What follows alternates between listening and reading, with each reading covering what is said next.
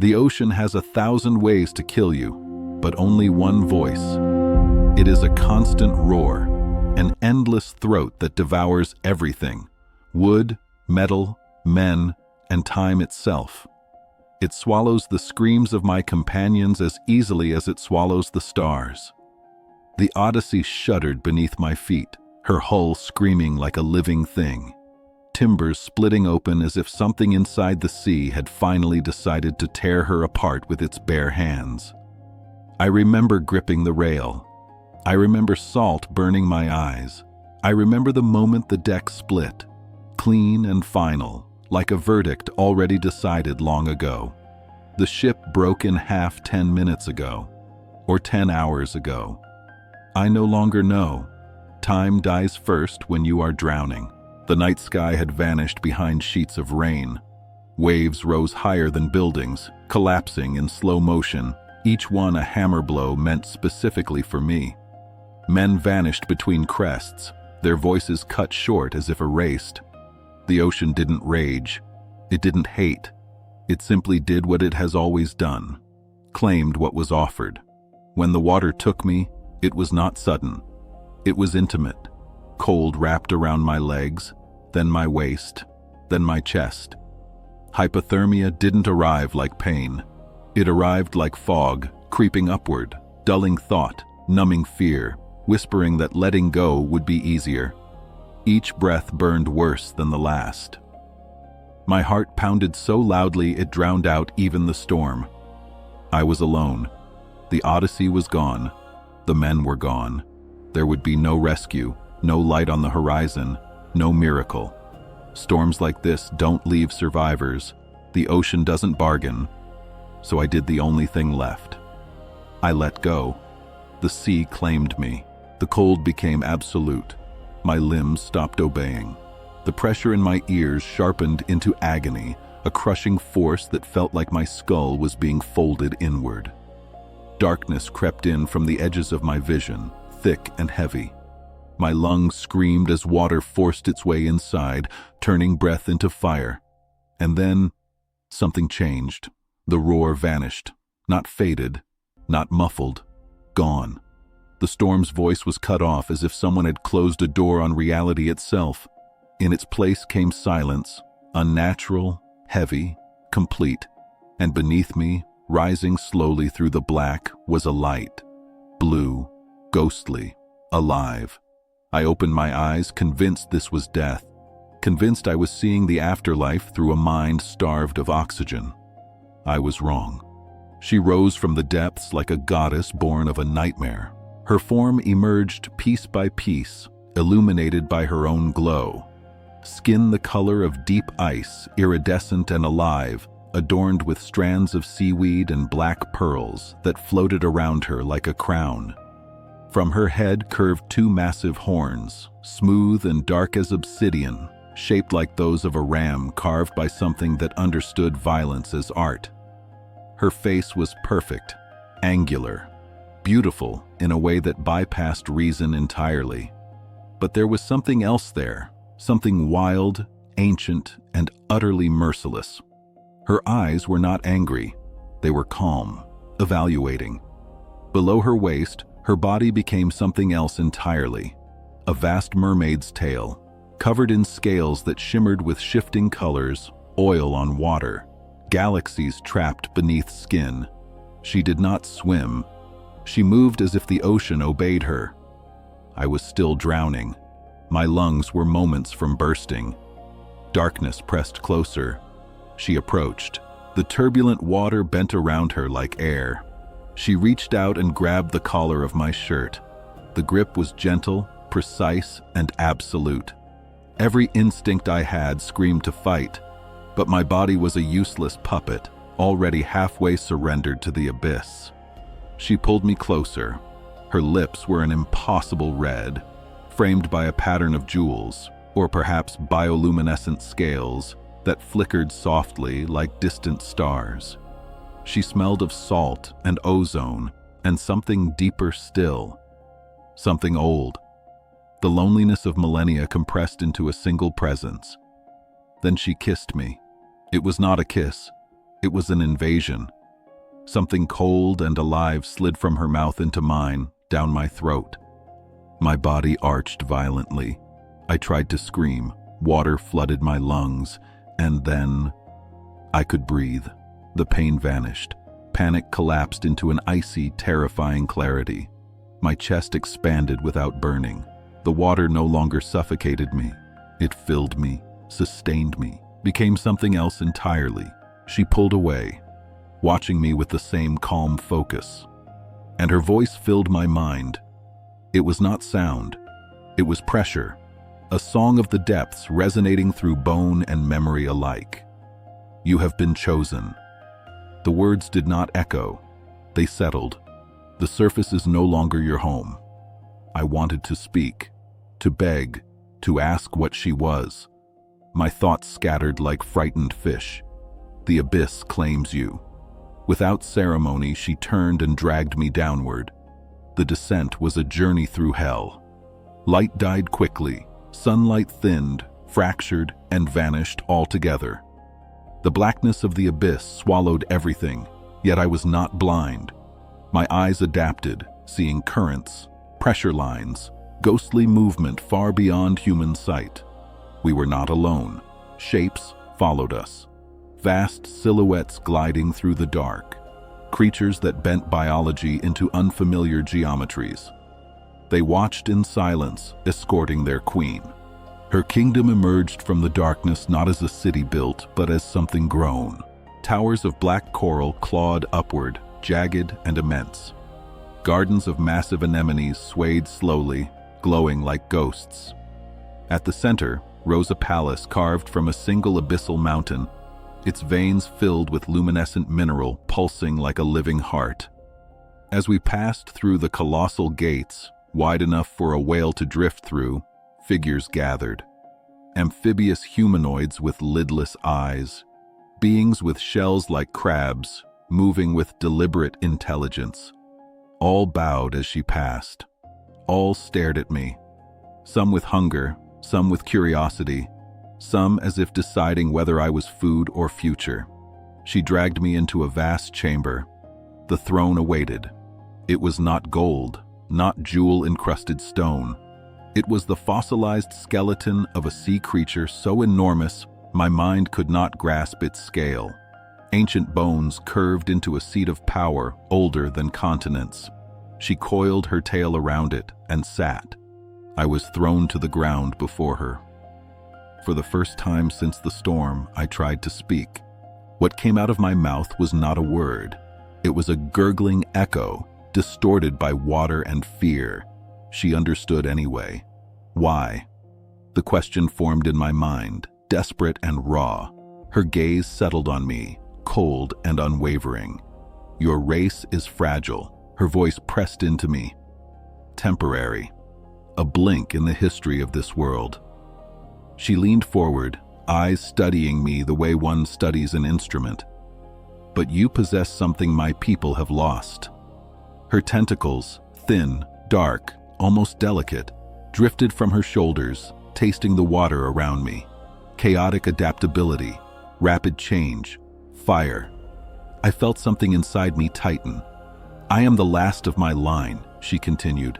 My kings are gone. My consorts have turned to dust. Eternity erodes all things. Her eyes did not soften. I need a new beginning. The silence of the abyss pressed in, and I understood dimly that the storm had not ended my life. It had delivered me to something far older, something far worse. And this was only the beginning. They did not imprison me. That was the first lesson the abyss taught me. Prisons imply punishment, walls, bars, a chance of release. What they gave me instead was something far more deliberate. A chamber carved deep into living rock, warm with slow-breathing light, soft sand beneath my feet, and walls grown, not built, of coral that pulsed faintly like veins beneath skin. It was not a cell. It was a nest. At first, I refused to accept it. I stood motionless for long stretches, testing the limits of my body, waiting for guards to return, for pain, for hunger sharp enough to kill me. But hunger in the abyss does not stab. It hollows, a quiet void that consumes thought itself. When the food came, glowing plant matter tasting of metal and strange flesh that dissolved on my tongue, I turned away, for a while. Then the emptiness inside me became louder than my defiance. I ate, and I lived. Days and nights lost meaning almost immediately. There was no sun, no cycle to anchor memory. The light in the chamber never changed. Time became a soft, meaningless smear, like ink bleeding into water. And while time dissolved, I began to change. It started with my hands. I remember staring at them one moment and realizing something was wrong. The skin had grown paler, almost translucent, the veins beneath glowing faint blue like submerged wires. When I flexed my fingers, they moved more smoothly than before, joints loosening as if friction itself had been reduced. Then my eyes. The darkness no longer mattered. There was no adjustment period, no blindness. I could see instantly, clearly, as if the abyss had always been my natural environment and the surface world had been the illusion. The changes accelerated. My skin developed a faint iridescence, a subtle sheen like the inside of a shell. My nails hardened, darkened, sharpening into something less human. Hair fell away from my arms, my chest, my legs, leaving me smooth and streamlined, shaped by forces that did not care about comfort or modesty. I was not becoming one of them. That realization terrified me more than the transformation itself. I was becoming something in between, a bridge, a compromise. The worst part was not the physical pain, because there was very little of that. The worst part was the silence. On the surface, silence does not exist. Even alone, there is wind, electricity, distant engines, the soft hum of life moving somewhere nearby. Down here, there was nothing. Nothing but my own heartbeat. Slower now, heavier. Each pulse resonated through my body like a drum struck underwater. And sometimes, rarely, deliberately, I heard her. Not words, a song. A psychic pressure that brushed the edges of my mind, reminding me she had not forgotten me, that she was watching, studying, learning what I was becoming. She did not visit. She let isolation do its work. Loneliness is a tool. In the abyss, it is sharpened to perfection. With nothing to distract me, my memories began to unravel. Faces from the surface blurred. Voices lost their tone. Even my own name started to feel foreign, like a sound spoken by someone else. She took those memories. I felt it when it happened. Not like theft, but like erosion. She probed gently, methodically, absorbing fragments of my humanity. Fear, love, doubt. Not to understand me, but to strip me down to what she needed. I was not a prisoner waiting for execution. I was cattle being prepared. When the guards finally returned, they did not seize me. They did not bind me. They bowed and escorted me. My body moved through the water with terrifying ease. What would once have caused panic now felt natural, each motion efficient, silent. I no longer thought about breathing. The abyss had rewritten that instinct entirely. The court had gathered. Creatures lined the edges of the vast cavern, their lidless eyes reflecting the pulsing light. There was anticipation in the water, a charged stillness that vibrated through my bones. And there she was, the queen. She wore nothing, no pearls, no adornments. Only her own power, her iridescent skin glowing faintly, horns dark and absolute. She did not look at me as prey now. She looked at me as readiness. Your body is prepared. The words pressed into my mind, heavier than stone. The vessel is complete. Fear came, but it was different from surface fear. There was no panic, no wild flailing, only a deep, abyssal terror, the understanding that this moment had been inevitable from the instant I let go in the storm. It is time. The ritual chamber lay beyond the court, a vast pool of liquid darker than water, smoother than glass. It reflected nothing. Stepping toward it felt like approaching the edge of existence itself. Each step was a surrender. When I submerged myself, the liquid embraced me without temperature, without sensation, like sinking into absence. She awaited me at the center. Her hands rose and settled on either side of my head. Her claws pierced my skin slightly, anchoring me in place. I felt no pain, only pressure, control. Her forehead touched mine, and the abyss exploded. Images flooded me, not visions, but memories. Not hers alone, but the collective weight of an entire civilization. I saw stars being born and extinguished in the same breath. I saw galaxies burn, civilizations made of light collapsing into silence. I saw her people, not monsters, not rulers, but refugees, fleeing across the cosmos from something vast and devouring. The silence. It was not a creature. It was an absence, a force that consumed complexity itself. Sound, motion, life. They had lost the war. Earth had been their last refuge. We hid. Her voice pressed through the visions. We adapted, but eternity erodes even gods. Loneliness, stagnation, the slow decay of purpose. Then I understood. She did not want heirs for legacy. She wanted them for survival. Your species is loud, she continued, chaotic, violent, adaptable. I felt her drawing something out of me, not flesh, not blood, but essence, mortality, unpredictability, fire. Give me your chaos. My mind fractured under the pressure, memories unraveled like threads pulled from a tapestry. I felt myself dissolving, becoming raw material rather than man. And I will give you eternity. The pain was not physical, it was existential, the sensation of being rewritten from the inside out. Then, darkness. When I awoke, I was back in the nest, alone.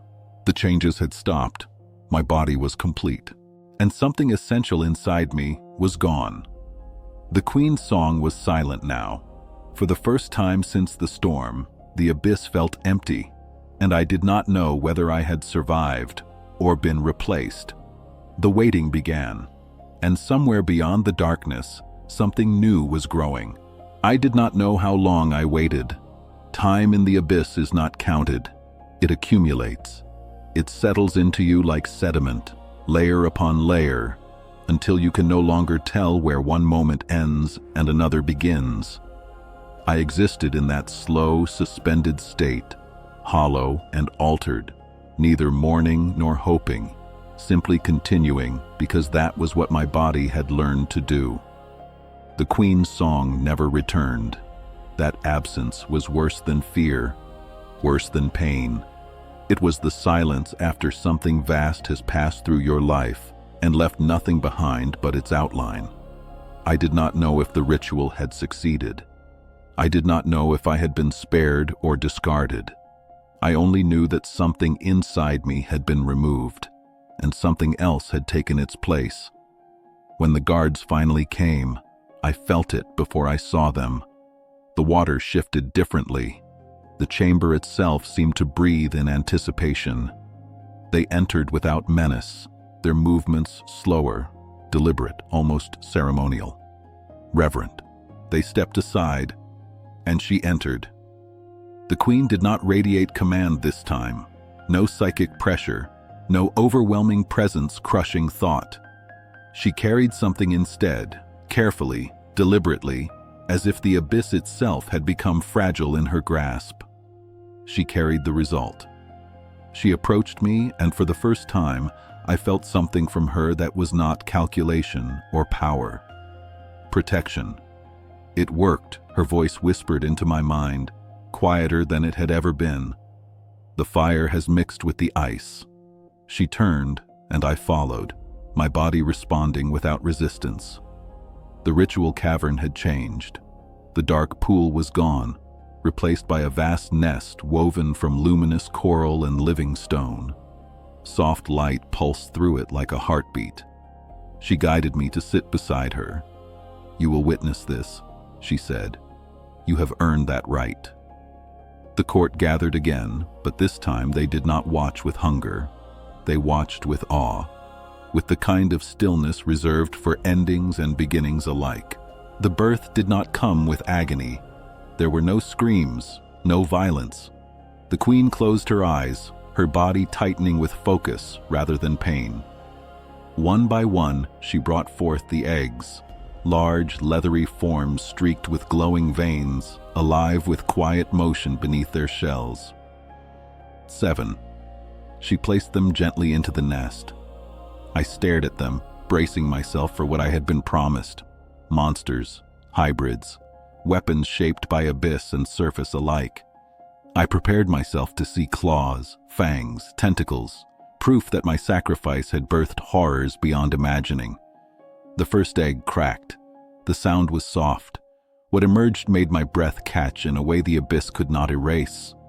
A human infant, small, pink, perfect. It cried, a sharp, fragile sound that pierced the silence of the deep like a blade of light. Then another egg opened, and another. 7 cries, 7 human babies writhing in the glowing nest, utterly helpless, utterly ordinary. My mind broke. I turned to her, confusion tearing through the hollow space inside me.